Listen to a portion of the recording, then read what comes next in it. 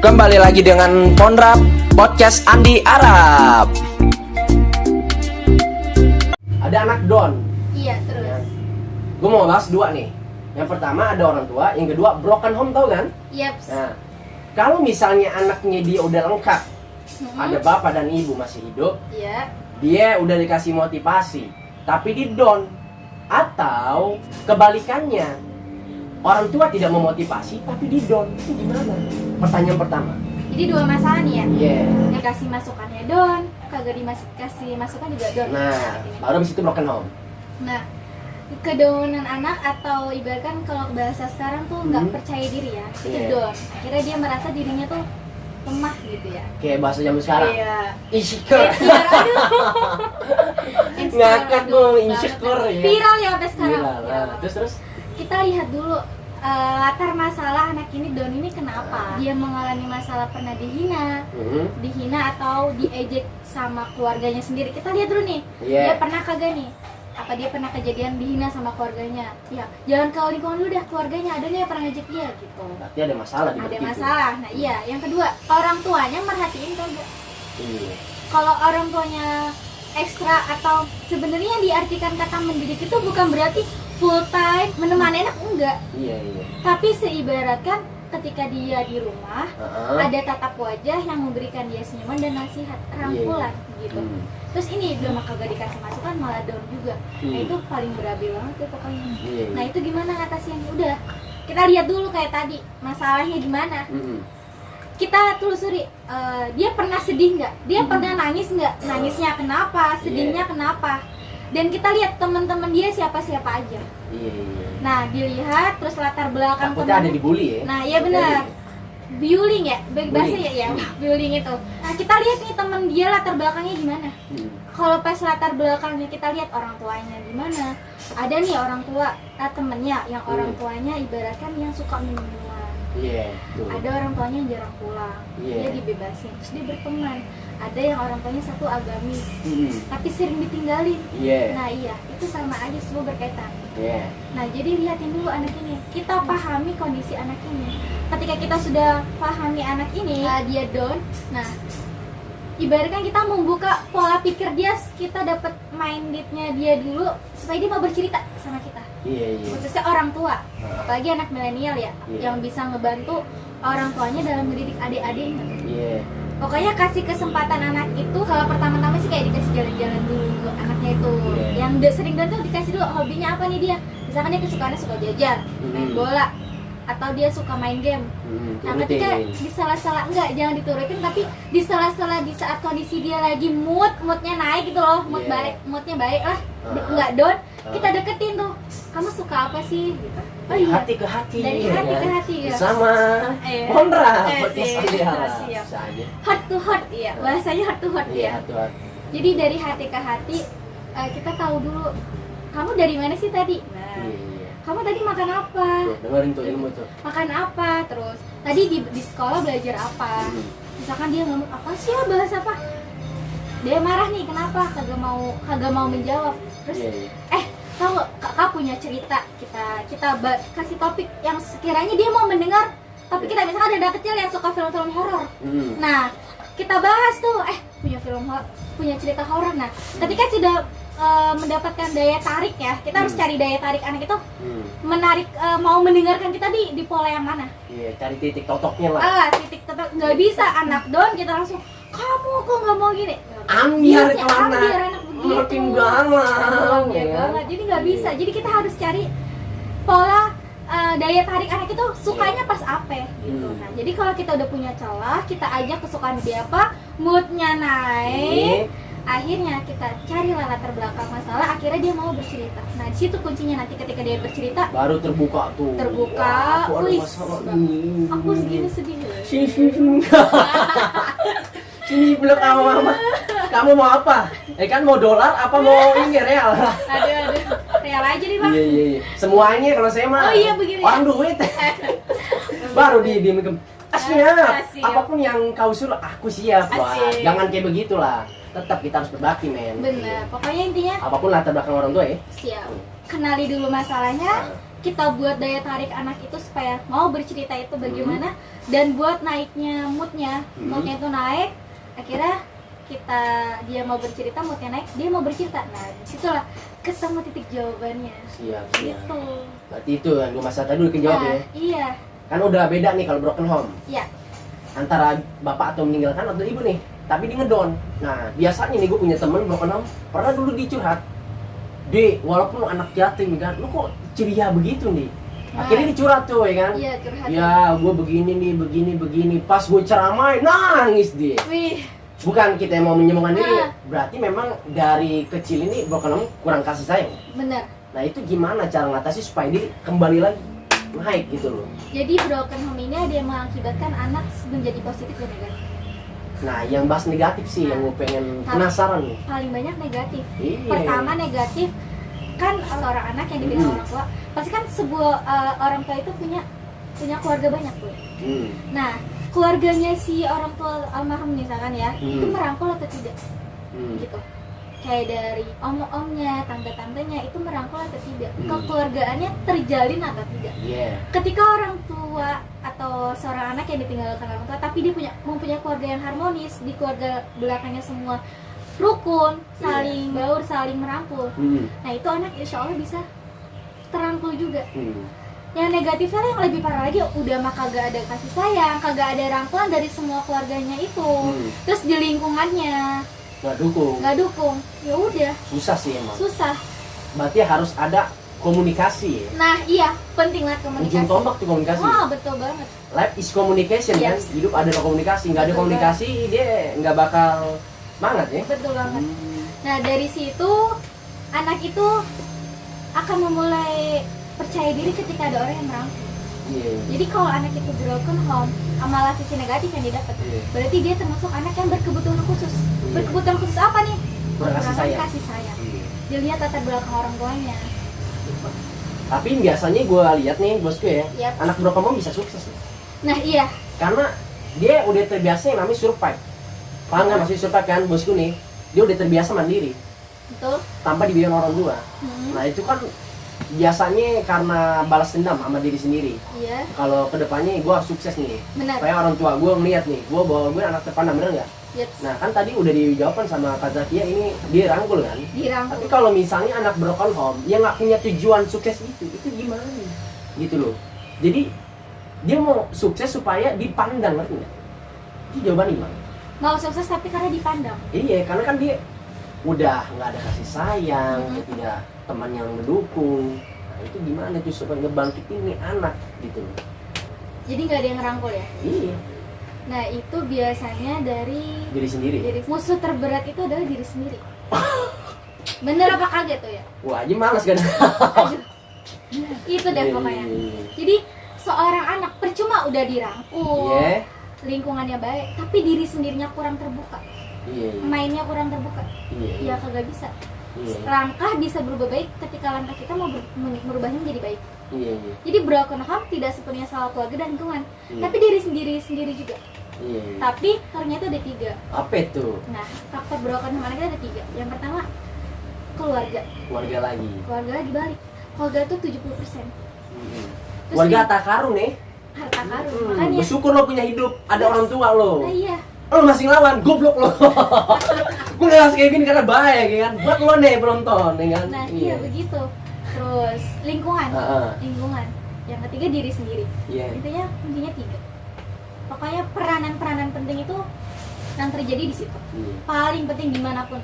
Jadi yang kuncinya di sini buat kalian ya, khususnya buat kalian yang sudah terlahir tidak sama orang tua atau ayah atau diantara ibunya.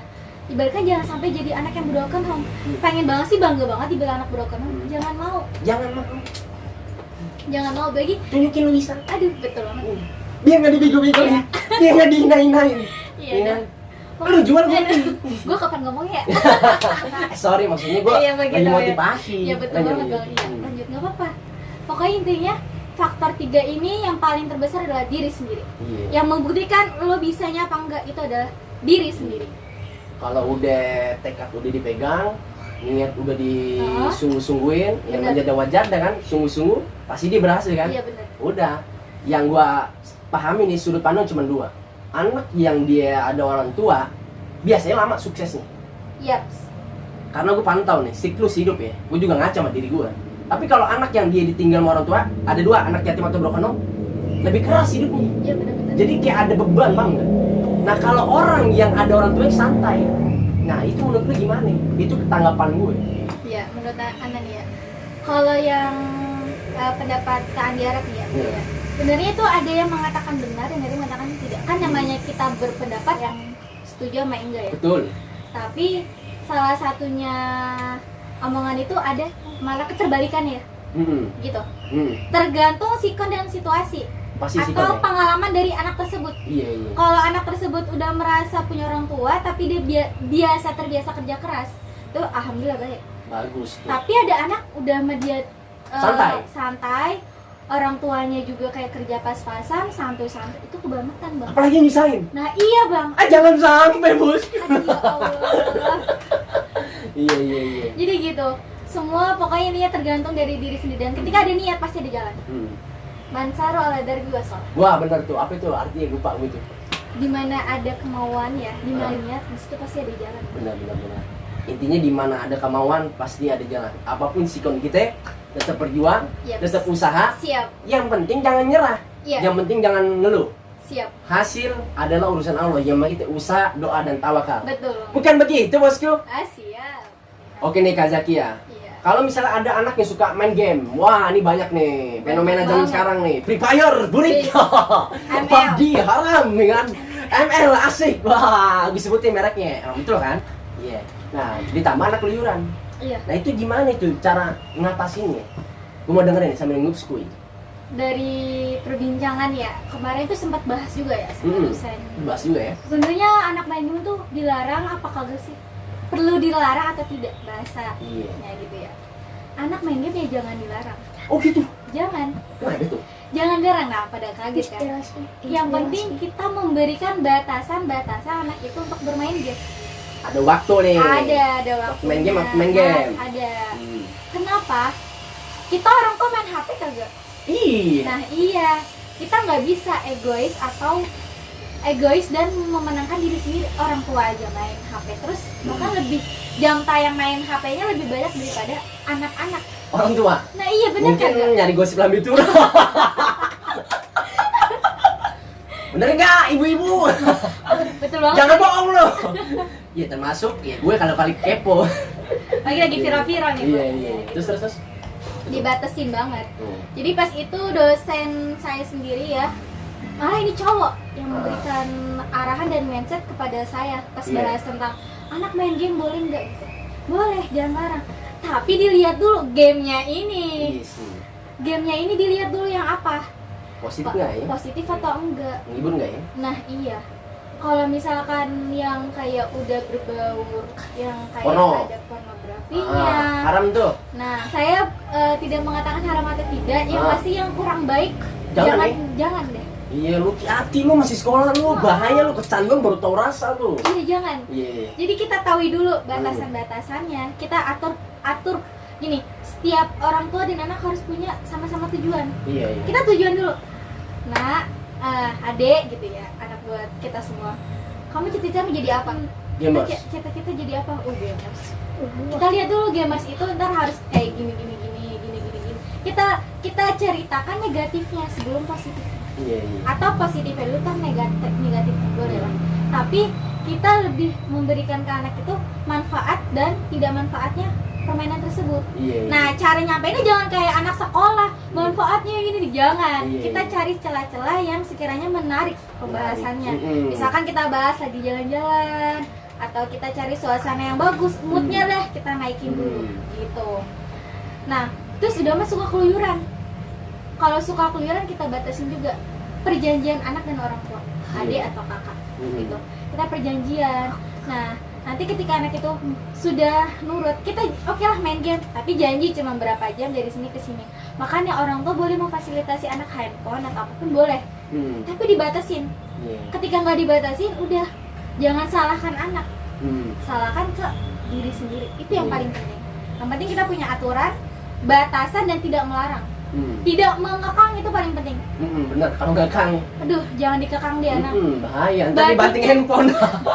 Lagi main game FF burik kan, diomel-omelin banget. Nah iya, aduh bahaya banget. Kayak gitu, istilahnya dalam suatu masalah anak itu sebenarnya salah satu kondisinya kita memahami anak. Seringlah sebagai orang tua atau kakak, sebagai seorang kakak membaca artikel-artikel atau buku. Atau nggak perlu deh kita tanya orang yang lebih berpengalaman. Misalkan kita punya anak nih yang bandel, tetangga pasti ada kan bang, yang anak yang bandel tiba-tiba jadi baik. Bisa lah. Ada kan yang punya pengalaman itu. Nah kita carilah celah-celah itu. Ibaratkan kita harus bisa menjadi tokoh utama buat anak. Itu peran orang tua dan kakak. Jangan asal ngomong baik tapi kita nggak ngelakuin. Ketika kita nyuruh anak itu begini, ya kita jangan begindang lah. Kita mengatakan, ya kita harus menerapkan juga ke diri sendiri. Baru kita contohin. Nah nanti pas kita nyuruh lah, mama aja main game mulu lah, bagaimana itu? Nah balik lagi kan, begitu. Betul. Intinya di situ. Berarti termasuk nih anak zaman sekarang kan ada suka main game kan? Itu kan ada tuh yang berprestasi, mendapatkan uang, meningkatkan skill. Kan banyak tuh YouTuber gaming. Iya, betul. Berarti kalau dia masih sekolah, ingat ya konteksnya di sini dia belajar. Dia main game juga. Seimbang. Hasil akhir karena dia meningkatkan kualitas skillnya bermain game, dia mendapatkan juara dari turnamen. Itu nggak ada masalah kan? Tapi nilai pelajaran dia bagus. Nah itu nggak masalah. Nah jangan sampai nilai pelajaran lo jeblok. Dan yang paling penting akhlaknya bang. Akhlaknya itu bagaimana dulu. Pokoknya paling utama itu akhlaknya dulu. Evaluasi akhlak gue belum bener. Kita umumnya baik, gamenya baik, akhlaknya dulu. Nih main game ini pengaruhnya apa? Tapi kalau masih menjaga sholatnya masih tepat waktu tuh anak, sopan santunnya ke orang tua masih baik. Nah masih baik ya. Duh bingung. Ketularan Andi Arab nih berkalinya medok banget sumpah dah. Pokoknya kalau anak itu sekiranya masih bisa kekontrol, nilai akhlakul karimahnya masih bisa terkontrol, terkondisikan, masih bisa nurut. Nah kita jangan melarang. Ketika anak sudah baik, tapi ketika anak itu sudah keluar dari akhlakul karimah, maksudnya kurang lah. Buruk. Jangan dikekang juga. Benar. Jangan tambah dikekang, jangan tambah dituntut buat jadi baik. Bahaya tuh kalau dituntut. Gue ngerasain. Anak-anak itu ibaratnya anak-anak adalah kita. Kagak ada yang mau dituntut, kagak ada yang mau dikekang. Pasti nggak ada yang mau di dunia ini dikekang. Allah aja nggak pernah ngekang hambanya ya. Ngasih kesempatan mulu lagi. Betul. Kapan lo tobat? Lagi sampai disadar lo mau masuk neraka apa surga? Surga. Yaudah gue sekarang nih sholat deh. Begitu ibaratnya. Jangan dituntut, jangan dikekang. Karena anak dan membuat yang pertama apa paling penting, buat anak merasa nyaman. Anak atau adik kita harus kita buat rasa nyaman sama kita. Makanya nih buat orang tua dan anak milenial sekarang penting banget kita membuat nyaman. Sampai saya ingat banget kata-kata guru saya. Apa itu? Orang sukses itu sebenarnya ada satu. Apaan? Ada satu. Nggak tahu lah. Satu suksesnya itu membuat orang yang di sekitar kita nyaman. Nah, kalau kita udah buat orang di sekitar kita nyaman, ibaratnya kita bisa menularkan sikap-sikap kebaikan kita. Dan kita ditiru sama orang. Enjoy. Nah, itu sukses. Sukses dalam artian bukan berarti harus punya harta banyak atau prestasi banyak, tapi membuat orang di sekeliling kita sama-sama berbuat kebaikan. Berarti poin kesimpulannya akhlak ya. Bener banget. Ini yang gue dengar dari awal sampai sekarang. Iya, bener. Oke, sip. Oke. Ada anak yatim piatu. Dia semangat belajar, punya kemauan, tapi nggak ada biaya. Itu gimana itu? Tanggapan dirimu? Sebenarnya anak yang seperti itu bener-bener anugerah banget ya. Kan jarang banget nih ya ada anak yatim piatu tapi dia semangat belajarnya. Jarang banget. Nah itu memang suatu anak emas mungkin ya bisa dibilang. Yang jarang banget didapetin untuk semua anak. Ada anak yang masih orang kaya lengkap tapi bandel. Tapi ini anak yatim piatu punya semangatnya tinggi. Masya Allah banget itu. Patut diacungin jempol ya. Berapa? 4 ya sama kaki jempol. 5, 10 juga bisa. Ya. Pokoknya Masya Allah banget. Tapi dia kagak punya biaya. Nah kita lihat dulu sisi keluarganya. Sebagaimana apapun anak yatim piatu, Allah tidak akan membiarkan anak yatim itu tidak terurus. Sengsara. Ada kan di surat Al-Maun bahwasanya rezekinya anak orang yatim piatu itu sudah tertata dan terjamin sama Allah. Benar. Jadi makanya ada santunan yatim piatu. Oh gitu ya. Bener Bang, ini real berarti ya Bang ya? Real lah. Orang Tuhan yang ngomong. Kalau manusia kan nggak selalu bener. Bener. Orang Tuhan, ya. Iya. Jadi kita buat hadapin masa gini nggak usah takut. Kita mendidik atau merawat anak yatim piatu, bahwasanya rezeki anak itu sudah tertata semua. Sudah tertakar. Sudah tertakar. Tapi bagaimana menyebutnya? Ketika anak ini baik, berarti Allah nggak akan rugi lah menurunkan rezeki ini sama anak yatim piatu ini. Tapi ketika anak yatim piatu ini punya akhlak yang kurang baik, itu juga menunda rezeki Allah. Bukan menunda, ibaratkan kayak datangnya itu tidak secepat seperti anak yang baik lah ya. Jadi rezekinya itu sama lah. Cuman bedanya waktunya, waktu yang tepat dan terbaiknya itu yang paling beda. Jadi buat anak yang yatim dia atau orang tuanya nggak ada, dia punya semangat, percayalah ya bahwasanya Allah itu sudah menyiapkan rezeki yang paling terbaik. Apalagi banyak sekarang para donatur-donatur atau yayasan yang menyediakan biaya dan fasilitas fasilitas untuk anak-anak yang ingin berpendidikan lebih tinggi. Bahkan sekarang beasiswa. Udah banyak beasiswa, betul banget. Jadi jangan khawatir. Bukan anak yatim nih, kan? Atau yatim piatu. Betul banget. Atau yang sekiranya kurang, pokoknya segala macam itu nggak usah takut sama rezeki Allah. Dan gue sepakat. Bener banget. Gue dapat beasiswa, ini cerita. Wah, sedikit keren banget gitu. 18 tahun dapat beasiswa full bisnis 40 juta loh. Masya Allah. Setahun dia itu satu. Setahun itu. Iya berarti benar, walaupun gue udah umur 18 tahun. Biasa kan santunan anak yatim ada batasan kan? Betul. Sampai 17 tahun. Tuhan ngasih rezeki.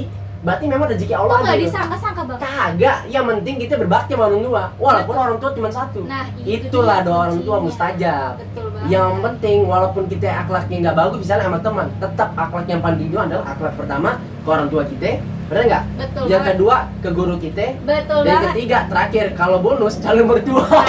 Betul. Bener nggak? Betul nah, banget. Kalau ada teman yang baik, nah deketin juga dia. Deketin. Intinya gitu. Kita nggak usah pernah takut sama rezeki Allah. Bahwasanya Allah sudah menurunkan rizkinya, apalagi untuk anak yatim piatu. Bahwasanya Allah tuh sangat sayang banget mereka. Bahkan kan doa-doa mereka selalu diijabah sama Allah. Lebih mustajab. Betul nggak tuh Bang? Betul banget. Oke. Nah pertanyaan selanjutnya ini, anak berprestasi nih ya kan, dia minta sesuatu, tapi ekonomi orang tua itu tidak mencukupi. Nah pertama nih, kalau orang tua di kalangan keluarganya nggak mampu, jangan pernah menjanjikan ke anak. Ketika dia berprestasi, ingat ya buat anak mendengar atau orang tua, jangan pernah mudah mengucapkan janji sama anak. Kita aja sama rekan atau sama teman, jangan mudah mengucapkan janji, karena janji adalah utang. Nah utang dibawa apa? Dibawa mati. Bener banget. Nah jadi itu adalah suatu hal yang harus dibayar nantinya. Jadi biarkanlah anak tumbuh berprestasi dengan keinginan diri sendiri. Jangan karena imbalan atau jangan karena hadiah. Jadi berpatokan mindsetnya, ada hadiah, lo berprestasi. Nah, nggak ada hadiah, lo tidak berprestasi. Aduh, jangan, itu memutuskan. Nanti memutuskan anak itu terus berkreasi. Tapi tidak berkembang ya. Nah, iya. Harusnya memaksimalkan potensi anak. Raih prestasi. Nah itu baru benar. Jadi tajam nih, pisaunya tumpul. Tajam. Iya. Berarti gimana tuh? Jadi intinya kuncinya nih yang digaris bawahi, jangan mudah memberikan anak hadiah dan jangan mudah mengucapkan janji. Biarkanlah anak berkembang, bertumbuh, berprestasi dengan keinginan dari hati sendiri. Gitu. Semoga orang-orang tua bisa nerapin ya. Amin. Kalaupun ada rezekinya ya kasih. Ya kasih. Ya kan, mau dia berprestasi atau enggak, yang penting sebagai bentuk bonus kan. Bonus atau. Tapi harus ada perubahan kalau bisa. Bahkan kalau bahasa sekarang surprise ya. Ya surprise, kejutan buat anak biar tambah lebih semangat. Bukan malah tambah dia terus mengharapkan imbalan terus, jangan. Nah, semoga anaknya nggak manja. Nah iya, itu betul paling banget. penting. Paling penting harapan banget. Kita supaya dia bisa mandiri. Nah betul. Makan sendiri, mandi sendiri. Iya dah. Terakhir nyari duit sendiri. Iya dah. Itu paling top. Betul banget. Oke, sip.